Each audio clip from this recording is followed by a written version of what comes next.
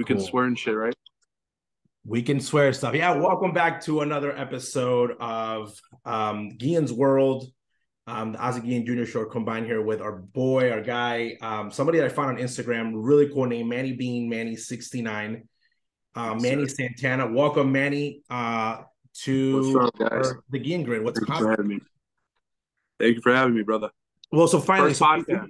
we've been talking back and forth for a while online, and again, baseball talk, sports gambling talk. But this year for 2023, I wanted to the Guille Grid, which is the name of the channel. Obviously, we're on to expand beyond Ozzie Guillen. Okay, and to the show, we're inviting guys like Manny to talk the game of baseball because that's the way that Ozzie Guillen and the Guillen family sees it. It's people have made a mistake that they think that we see the game our way and that we're the only people that see it this way, and it's not true. There's a thousands and thousands of people that are out there that view the game of baseball in our way. So Manny, I know that you formerly you played baseball, okay, and obviously you coach baseball. So tell us a little bit about your coaching and playing background.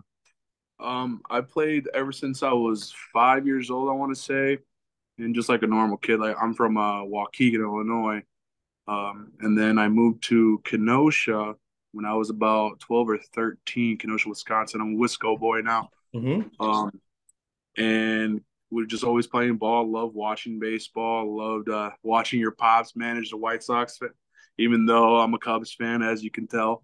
But the passion of the game, I've always had it. And seeing your dad and others, Latinos, and just anybody with the passion made me fall in love with the game. And I played throughout high school. Uh, had a decent career. I played with somebody you guys might know, Gavin Lux, second baseman for the Dodgers. He was a sophomore when I was a senior, and he was my teammate for 2 years. So I like to take pride in that. I helped him helped him a little bit in that. You know what I mean? I always tell him he's my son. I'll always call him Mijo. Uh, and yeah, man, we had a blast playing at Indian Trail. That's where we went to high school and played ball. And then I went to go play junior college baseball at College of Lake County, CLC. People used to call it College of Last Chance, but went there. I was a pitcher, first baseman, third base back when I was earlier in my playing career. But played for 1 year. I didn't have good grades. I'm just going to be honest. I'm not going to bullshit it. Didn't have the grades. I was more baseball and having fun. And then the JUCO life is a struggle, man. It's like high school part two, and I needed a different type of schedule. I needed help, and I didn't help at all. But they tried, but I was on my own a little bit. I mean, only 20 minutes from Kenosha and Yeah. Grays Lake combined to compared to Grays Lake, but I still was on my own eating pizza late night, gained weight, dude. It was terrible. I was hitting the best I've ever hit in my life,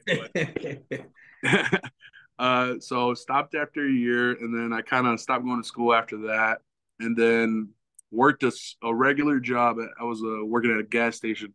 They used to be called PDQs here. Now they're all Quick Trips everywhere. I don't know if they're out there in Chicago, but and I realized I wanted to coach baseball. I kind of stepped away for a little bit while I was working there, and then wanted to work in baseball and help others kind of pay it forward. And I started coaching at my old high school in Indian Trail, and from then on, I started instructing, getting paid that way, and started kind of my career path in baseball type. And here we are. No, I love And it. I then, love it. Again, when someone is there to teach the game of baseball, and again, you've played it, you struggled, and you're being completely honest, which I think is great for the young kids out there. So again, yes, if you're sir. out there in that area where Manny's at, instructions, coaching, he's got experience, and again, part of this world now. So I want to jump in. Obviously, you're a Cubs fan, so we're gonna get right into the Chicago Cubs. Yes, sir. Probably one of the most underrated off seasons, in my opinion, that any team has had. And the Cubs, I think, are quietly making moves. As a Cubs fan and someone that obviously knows the game of baseball, what was your take on this Cubs offseason? Are you one of those people that's upset because of obviously they didn't sign, the 2016 crew? Where are you at right now with your squad? I think this is the perfect way to approach the off season. what they've done. I honestly been calling out. I've been wanting Dansby Swanson since July. Um, we finally got him, thank God, or else we would have been in trouble because we were in it for Xander. We ended up obviously not getting him, or Carlos Correa. But thank God we didn't get Carlos Correa as of now. But the offseason has been perfect. I think you got to get a new group of guys. I'm a real Cubs fan, and I mean that with all due respect, as in I'm also a baseball guy. That 2016 Cubs team was done. It was over. Totally over with. Those guys needed to go in the best way possible. Like, do I love Javi Baez? Yes. Do I love Wilson Contreras? Yeah. I think Wilson Contreras is actually the only one that should have stayed, in my opinion, because he's the heart and soul of the Chicago Cubs. He wasn't, obviously they couldn't figure it out, but I think they should have traded him, but they didn't. But obviously that's another question. But the other guys needed to go. Like, a lot of Cubs fans were talking about Anthony Rizzo, like, let's get him back, let's bring him back. To me, if I'm Anthony Rizzo, I don't want to come back to Chicago. I'm staying at New York Yankee Stadium with that right porch and hitting bombs all the rest of my career while getting paid a decent amount. And you're a New York Yankee. I mean, we all hit the Yankees, right? But I mean, it's a great place to hit as a left-handed hitter. We know that. So I'm happy with all the moves. I think it's very underrated. But if you're a legit baseball guy, you know they're doing the right things. And I'm excited, especially with Trey Mancini. We just got him. I was having a couple beers on Saturday, and all of a sudden my friend goes, "Trey Mancini, huh?" And I go, "What are you talking about?" And he goes, "The Cubs just got him." I said, "What?" And then it's literally like 5 minutes ago, and I was like, "Oh my God, we got him!" Well, it's And Trey's surprising another because guy I wanted to get. so I was very surprised. So they went and got Hosmer. So one of the positions last year, when you look at from a production standpoint, again, this is like when you go into like the more analytical baseball and you look at the stats, first base was like a weak position. Like everybody they tried, they couldn't really figure it out internally. Guys that had played for them the year before, just had a horrible year last year. And then when they went out and not only did they go and get Eric Hosmer, okay, for very nice price for what Eric can potentially still do and what he brings to the clubhouse. And some people forget how great he had been at a point in his career. But then they go and get Trey Mancini. Again, you can use Trey Mancini at the DH level, but now they're both competing. Belly can play first base, so first base now is pretty solidified. And at that point, there's rumors that the Rizzo might be coming back, that they might be going for a huge first baseman. But they fixed the problem internally. Going back to the point of you talking about the 2016 Chicago Cubs, I don't think fans realize how hard it is to win more than one World Series, even when your team is good, let alone one World Series is hard enough. The Chicago Cubs were back, they were in the playoffs 6 years in a row, 5 years in a row, and the National League Championship Series, like 4 of those years. So like they made a good run. They actually went back and competed in a lot of those. And again, getting knocked out by the Marlins in that COVID year, you could tell like, okay, this core did what it had to do. They tried fixing it with money. The extensions of guys, kind of like the Kimbrels of the world and kind of just try to fix, like kind of just ride it again. And again, they got to the playoffs and they really couldn't close it out once more. So I don't see it as a failure. I think it's extremely successful first World Series in 100 years for them. I think Joe Maddon did a great job changing the culture. But I really believe that the fans had a really weird expectations of, they thought that they were going to win the World Series for the next like 6 years in a row. And even if your team's successful, I think it's really hard to do. So I think that I applaud the Cubs for not being like fanboys and not doing it with their heart, because they would have been stuck in a financial situation. When you look at the contracts that these guys got, Brian, Baez, even Rizzo, again, they're still early in those contracts, but their production has not been the same since they have left the Cubs, except other than Rizzo. I think that pretty much matched it. Everybody else that had left has not matched those numbers again from those great years from Chicago Cubs. So right now they're looking like geniuses. Correct. They are, and they're going about it the right way with this offseason. But I think the thing that got all the fans mad, and me personally, is at first it's like we're not getting much in return for these guys when we did trade them. Or like a Wilson Contreras, we could have got some stuff and we didn't trade them and we didn't even re-sign them. Yeah. I mean, I get that, but like the Wilson Contreras situation, I think the only one that's worse is the Chicago White Sox with Jose Abreu.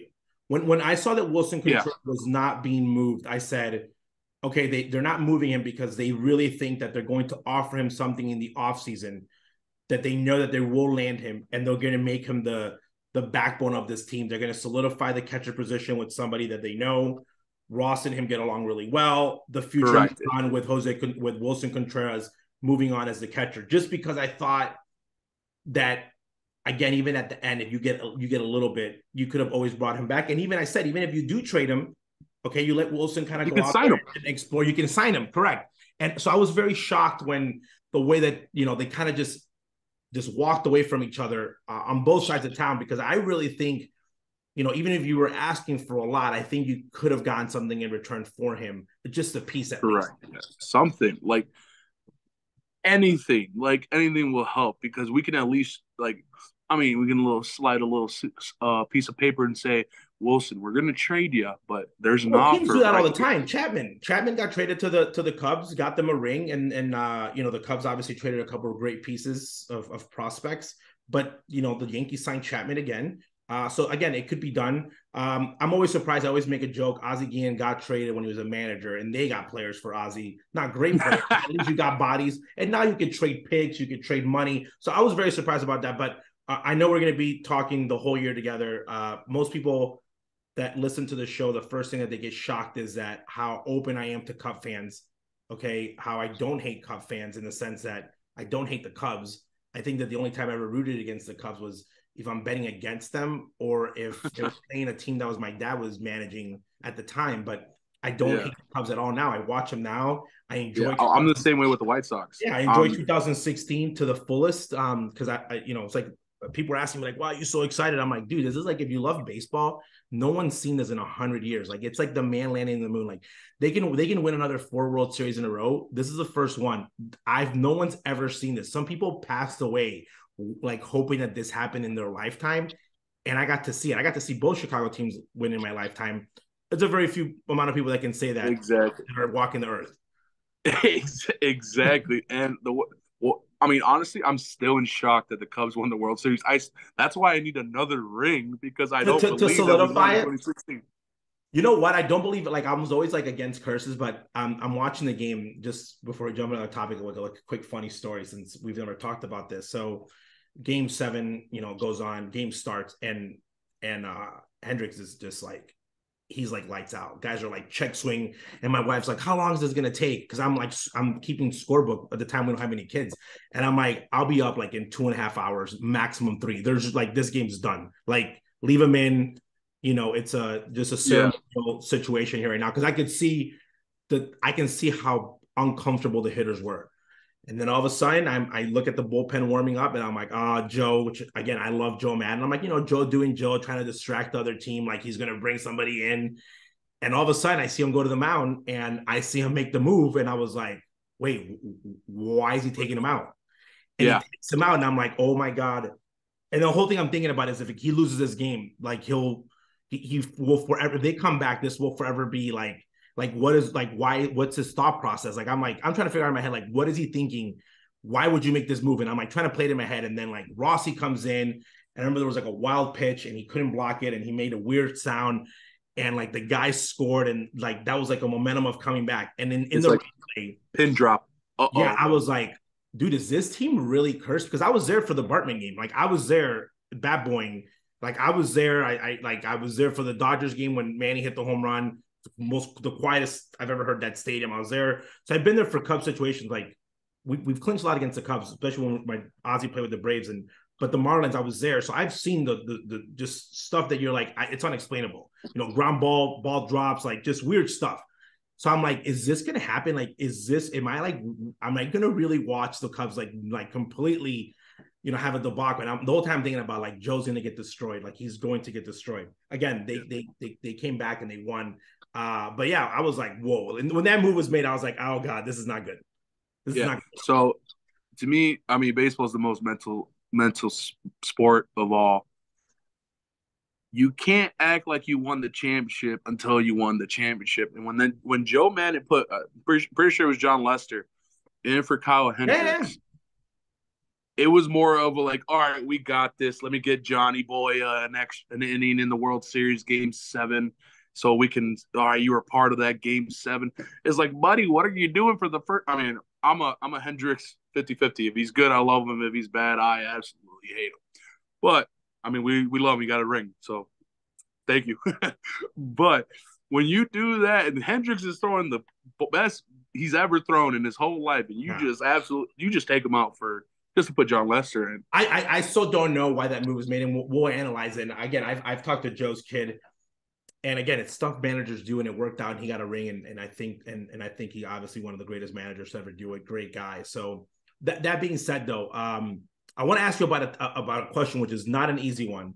Okay, and it's one that I keep playing in my head. I said everybody that comes on the show, I'm going to ask them this. And again, you don't have to agree on anything that happened or didn't happen or disagree. But as a baseball fan, do you think Trevor Bauer pitches in the big leagues ever again? And if he does it, is it going to be in this year? I believe Major League Baseball or in other organizations. Let me rephrase it. I believe Major League Baseball will do anything it can to not let Trevor Bauer pitch again. I believe he will pitch again. And I think, I mean, it's a touchy subject, but I mean, he never went to jail, never got all that stuff. I mean, obviously got suspended and it's messed up what all that happened. I don't even know all the exact details, but I know he didn't go to jail, didn't go to prison. I think the man still deserves a shot to still pitch. I mean, whatever team um, is willing to risk that at all. I mean, I would love him to be a Cub just as a baseball player, but pitching perspective, the background, do you want that stuff on your team? I think that's the biggest issue. I would say this year he doesn't pitch. I would say next year he would pitch. So 2024 that season. So I think we're on the same page. I think that. So again, from a legal standpoint, again, I don't know the legal ramifications. Again, his suspension is done in Major League Baseball. They didn't 190 something games. He's only getting paid for the back end of those. Lost a ton of money. Okay, so I think that today, okay, I think the political spectrum. You know, if you're the Cubs general manager and you want the Cubs to, you know, you want to get him. Okay, and my buddy asked me this on the Cubs, and I'm like, if the Cubs were like a one pitch away from winning the World Series, it's like the reward might be worth the risk. But like you're building something right now. So it's like, unless you knew you're going to lock him in and that he's like, I'm going to give you my word that I'm going to sign a team friendly deal, I would take like the heat and say, let's move on and let's do this. I mean, so yeah, we're on the same page. I mean, this dude's been making baseball content during the suspension. Well, I think that's the other thing. I think that people might be I think Major League Baseball might be a little bit pissed because Kobe Bryant made $135 million after his situation in Colorado. Okay. Now people, you know, hashtag girl dad, you know, Black Mamba mentality. Like, again, if you're young, I guess you don't remember, but the Colorado did happen. Okay. Yeah. Kobe had like remorse. You know, he sat down, he kind of just, you know, broke it through. His wife was next to him. Like he kind of went through the whole thing. Tigers did. But technically, Trevor really has not faced like the public as like, I'm sorry, let me back in the game. So I think that's affecting him. Of like Major League Baseball is going to be like, you're still good enough that we cannot just blackball you because you're still good. Okay, because if you were not that good, we would just be like, he sucks. We don't want him. Okay, because that happens. Like Jose Canseco, until they tolerated him until he was not good anymore, and they said get the F out. Okay, and that happened. But I think Trevor, from that sense, I think that the only way that he signs this year is like if it's in the middle of the pennant race. And then again, it's got to be like a wild move because I don't think like if you bring in a player and you're playing well and Trevor comes in and maybe has nothing to do with him, but the team goes the opposite, they're going to blame that it was on Trevor. So I think that maybe a 2024 looks more realistic of Major League Baseball being like, we're going to remind you how powerful we really are. And let's see what happens within the next year, what might come out. Okay. Yeah. Maybe let's do our own investigation. But if Trevor Bauer, here's the part, I'm playing like devil's advocate on the other side. If Trevor Bauer, for whatever reason, and teams don't realize this, fans don't realize this, that teams kind of do have the control of the owner saying, we're not going to sign somebody. They don't have to like technically ban you for being like, we just don't want to sign him. If Trevor Bauer does never play baseball ever again, that's going to set a huge precedent for anybody that gets in trouble within that domestic violence clause suspension that Major League Baseball has. Everybody else post Trevor Trevor is going to be facing the chin music of, you're going to be missing more than 6 months. I agree and disagree with that because I think Bauer got a tougher suspension because he calls out MLB on their bullshit. I completely agree. I think that I think that's the reason why this is all happening how it happened. It's more of a no, motherfucker. We are the league. I agree. You do what we say. Here's a 2-year suspension. I'll see you after. That's kind of what they're doing now, and that's why I'm kind of in Bauer's favor, and I want Bauer. Like if I'm a Cubs GM, I'm signing Bauer right now. Give me 3 years, the league minimum if you need it, or like whatever, because you still got paid, but you have baggage. I'm doing it any day of the week. Now, let's think about this. I mean, it's not baseball, but Deshaun Watson got accused by how many women? It's like 37 women at this point. I think so, even a dude like blamed, like it was like it's a lot of people. Yeah, like I mean, we don't know what exactly happened, but like the dude played in the season he was suspended. So here's my point. So would it have been better? So Matt Bush, okay, he superstar baseball player, gets signed first round. You can look up his story. He goes to jail. Like he went to jail. He literally ran somebody over. Okay. And he's a recovering alcoholic, which I love to death because I'm in recovery myself. So I get it. And his story is just wow. The fact that he was in prison, came back, still threw hard. You guys can go Google the storyline. But he pitched Major League Baseball. He pitched in the World Series 6 months being out of jail. Like he's literally been back in the game and actually done really well. And he's in recovery. And it's a great storyline for baseball. But he did jail time. So like he is like a convicted felon playing baseball. So it's like, would Trevor Bauer would have been better off of just going to jail, probably, honestly. Going to jail for like a year and being like Floyd Mayweather, you go to jail, you come back out. Mike Tyson, go to jail, you pay for your crime, you come back out. Hey, I'm sorry. I did my time, and then just go back on the mound, because it literally feels like that punishment. And again, I feel like it's like a Major League Baseball is like flexing, saying, look what we did to Trevor. You guys better just watch out. Don't ever mess around with the league, because this is where you will fall. I mean, a lot of this is kind of, in my opinion, it's more of it's the league stuff, like I said, and it's more like the American story, or everything we love is a comeback story. We love a comeback story, even if it's jail. Oh, he had a big mistake and went to jail, figured his life out, came back, and he's in recovery. All this junk. Bauer had that freaky leaky stuff he was doing, whatever. Didn't go to jail, but how many times did this man call Rob, man, fraud, all? Every day. He is the reason why the sticky stuff is banned. Yes, exactly. But even then, Bauer was making fun of it, that I can use it. You're not going to do nothing. Yeah. And the league's like, okay. And then all of a sudden it starts being more public. Trevor Bauer is one of the most followed baseball players on social media before all this stuff happened. Like, they're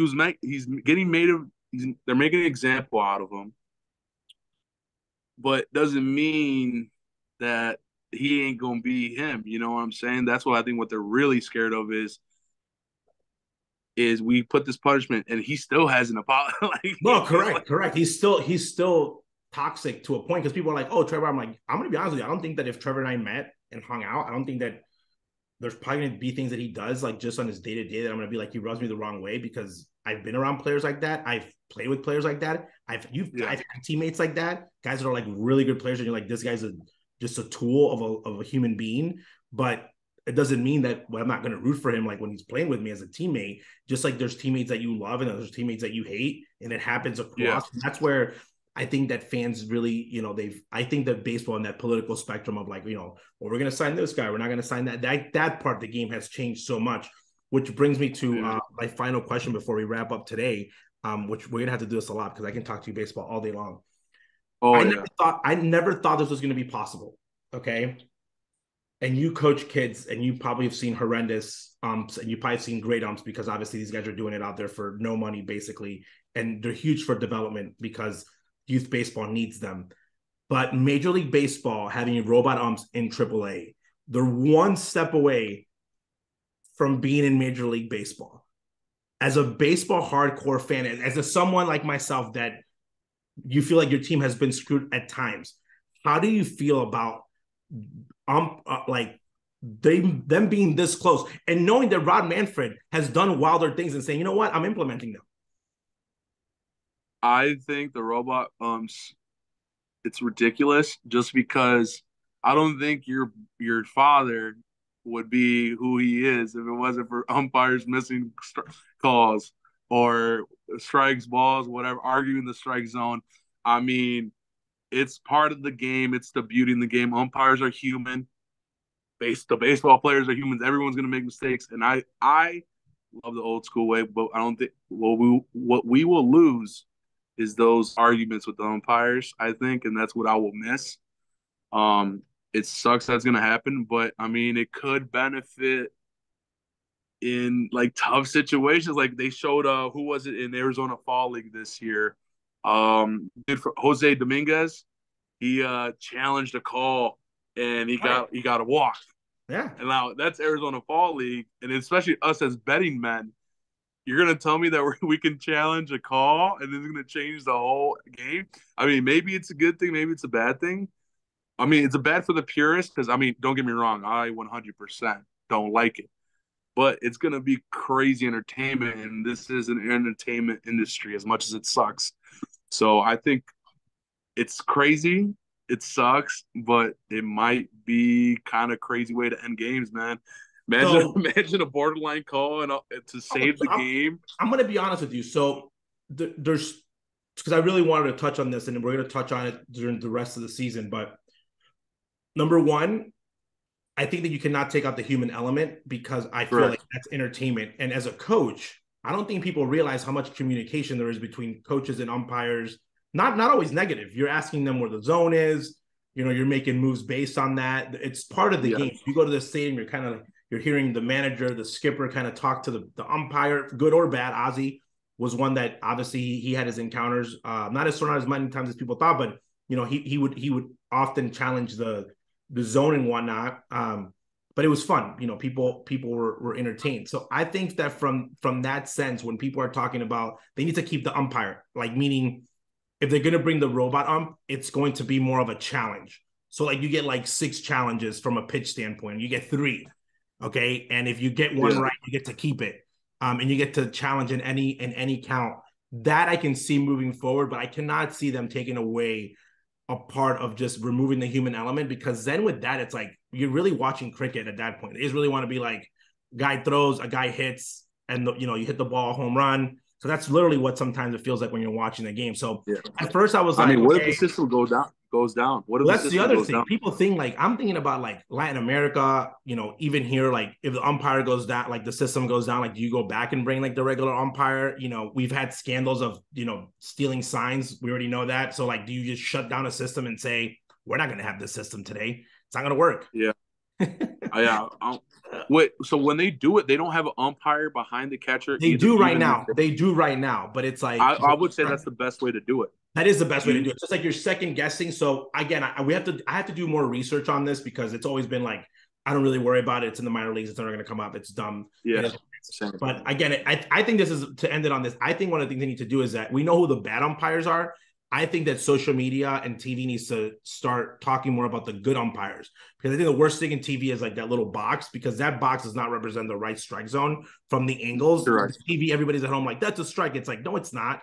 When you're behind the plate, it does not look like you're in front of the plate. That's why you see pitchers come down off the mound and say, where's that pitch? Because people don't know this. When you're a pitcher and you land, you don't see if you're throwing and looking at the mound at the umpire, you're not doing your job right. You usually throw, you don't know where that ball is. So you want to find the zone, tell you, hey, where am I missing? Am I missing high? Am I missing low? Where's that pitch? So sometimes with the box, people at home are like, oh yeah, that box is the real strike zone. It's like, well, it's not. They throw a slider, you know, and it exactly. I mean, as a pitcher too, when like you said, when you let it go, you don't really know. I mean, you know where it's going, but like if the catcher's going to frame it pretty good, you're going to argue if it's a pretty close ball. And to you, in the heat of the moment, it's going to look like it's a strike or a ball, whichever, right? Correct. Hey, 100% strike always on the for the pitchers. Come on now. But of course. It's the human element of it. What I think should happen is he, like you said, he commits few calls or whatever, but like, all right, once he hits a certain limit, the umpire, all right, robot. You know what I'm saying? Yeah, like you Give the sucked. You umpire a sucked. chance. Bring in the robot. Put in the lights that this guy sucked. Bring in the robot. Dude, I'm totally for it. This was amazing. Wait, real quick before we end, one thing. Sorry to cut you off. No I just worries. want to talk real quick one thing about one thing. I think, hot take, most underrated signing was just happened today. Red Sox signed Jorge Alvaro, minor league contract. Are you kidding me? I'm mad at the Cubs for not signing that dude to a major league deal. Dude, he's the steal. Okay, so I got 5 minutes on the timer, so I got 5 minutes to talk about this. So I just literally tweeted it right before we got on. He went deep again in the Dominican Republic. You actually kind of look like Jorge Alfaro. You kind of guys look related. The hair. It's the inspiration to the hair. Dude, I'm gonna be honest with you. So my brother Osney had him in Colombia. Okay. So he's worked out with him. He played winter ball in Venezuela when my dad was the manager, and he kind of struggled, like meaning in games. In batting practice, this guy, and again, I saw him with my own eyes, probably has one of the most raw power swing. Like, this man is like 6'4", jacked, runs extremely well, was like a goalie when he was growing up playing soccer, so extremely agile, actually a pretty good catcher, learned how to play first base. You probably put him in the outfield, he'll probably he won't be, there's guys that are worse than him, but he's literally found his stroke. And the fact that no one, considering the Cubs, the White Sox, you can never have enough catchers. And for no one to sign him, this guy's playing winter ball, and he's been crushing the ball since the moment that he started playing. And it takes the Red MLB Sox posting videos about the guy hitting home every runs 2 seconds. And I'm like, every week when they're posting, I'm like, why is Alfaro not getting signed? And I'm like, what's going on? And then finally the Red Sox are like, we just signed Alfaro. I'm like, why are all these teams that are rebuilding? It's a steal. Like, they were like, everyone's just waiting around being like, okay, I guess we'll sign him. And minor league deal probably could be, and we'll talk fantasy baseball. If he makes the team, he will go deep 15 plus times. Oh, yeah. I mean, real quick, I mean, the man hasn't had an opportunity to actually, he's had opportunities. Don't get me wrong. He's played, but he gets shipped off from Philly, gets shipped off from Miami, wherever. And then he goes to the Padres, where it's a catching battle. Yet he struggles a little bit. And then all of a sudden, the Padres catchers are playing good, like Austin Nola and all those guys. And he's out. So then he's out. So his opportunity is gone. Correct. So he hasn't had like JD Martinez. Exactly. And I think the Red Sox just got him the next one. So people don't remember my this. take. JD Martinez, Nelson Cruz were guys that David Ortiz that cruised through 1 to 3 teams, and then they blew up. Like, they were like, whoa, who is this guy? It took them a little bit longer. They didn't start hitting at like 22, 23. They were like, they 25 plus was like when they started putting it together. Exactly. I mean, especially in Fenway, that we're gonna have an Alfaro watch. You might be 100% right. Of that could be the signing of the offseason. The Red Sox are gonna play good this year, sneaky good, and guess who's gonna be one of the main factors? Jorge Alfaro. Book it. We're gonna end it with that. Check out the Guille Grid with our guy Manny Santana, Ozzie Guillen Jr. Thank you guys for watching. See you guys soon. Don't forget to subscribe. Thanks, Manny. Thank you. Vamo.